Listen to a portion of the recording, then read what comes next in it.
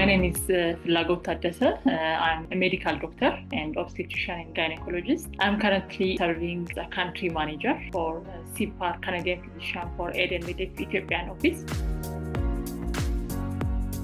CPAR has developed a project called RUA, Remote Ultrasound for Antenatal Access. And this project tries to address this persistent gap in maternal health service delivery in Ethiopia, particularly focusing on making obstetric ultrasound accessible for rural women. So when we ask why this obstetric ultrasound is not accessible for this woman, one thing is the limited number of professionals that can do this obstetric ultrasound.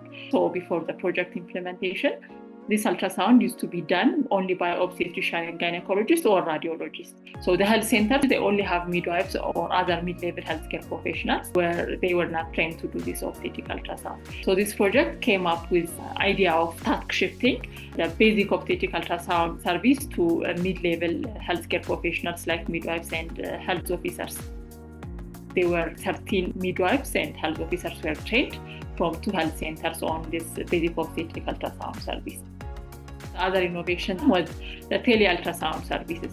So what we did is we have used a tele-ultrasound platform where these healthcare providers, after training, have an opportunity to have coaching and mentorship by remotely placed obstetrician and gynecologist. So using the telemedicine platform, the obstetricians who are located usually in the bigger cities will guide, give advice, or support these healthcare professionals using the tele-ultrasound platform. So the first thing is we have seen improved coverage of antenatal care. So more women tend to come to the health facilities. So previously, because they don't have ultrasound, because they have bad outcome and so on, there is a tendency that women do not come for antenatal care. So antenatal care coverage has significantly increased in the implementation site. And we have also demonstrated a strong buy-in from the health system. So this was reflected by the response from the regional health bureaus and also the Ministry of Health. We have been able to get funding to scale the pilot in Tanzania, and that is just beginning right now. We are adding a component, so we're adding some AI to it so that the taking of the images through the ultrasound will be somewhat easier. We're actually having mobile clinics we will move around with to go to where women are in remote and rural areas and provide those services to them, but using the same model where we would have the specialists in urban areas that will then help read and interpret the images that are taken. This new idea is now even being used for other healthcare problems. So in conflict-affected areas and so on, we are using even these new ideas.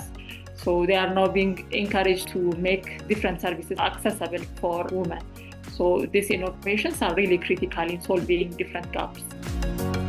I really understand and feel the gaps of especially women from rural areas, from conflict-affected areas and so on. They are really having limited access to the basic things in life, and they are suffering. They are even losing lives because of lack of the simple interventions. This really makes a difference in millions' lives, especially in Ethiopian community. We expect 3 million, 4 million pregnant women annually.